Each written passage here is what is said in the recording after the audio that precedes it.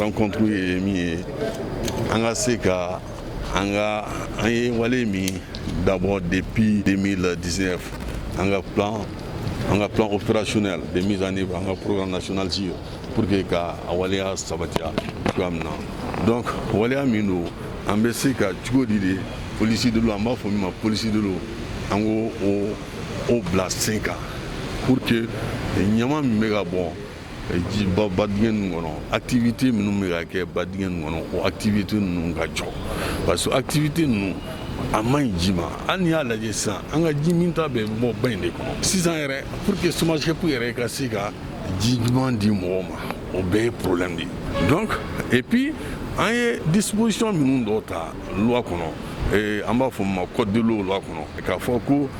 n'i ye ji lanɔgɔ i kan ka wari dɔ sara n'i ye ji fɛnɛ ta k'i nafalan bɔ a la i kan ka se ka fɛn dɔ aussi sara pour que an ka se ka ji lakana donc ji bɛ se ka lakana cogoya min na o de ye polisi de l'eau ye donc o polisi de l'eau bɛ na baara min dabɔra depuis 2018-2019 ka n'o baara sabatiya yanni 2030 cɛ pour que an ka objectif bɛɛ ka se ka dafa exactement pour que jamana in ka se ka lakana ji bɛ se ka jamana dɛmɛ cogoya min na pour que jamana ka se ka fanga sɔrɔ pour que bɛɛ ka se ka hɛrɛ sɔrɔ jamana in kɔnɔ an ka laɲini ye min ye mɔgɔ kana ji latiɲɛ mɔgɔ kana ji lanɔgɔ parce que an bɛɛ ka nafalan bɛ ji in de la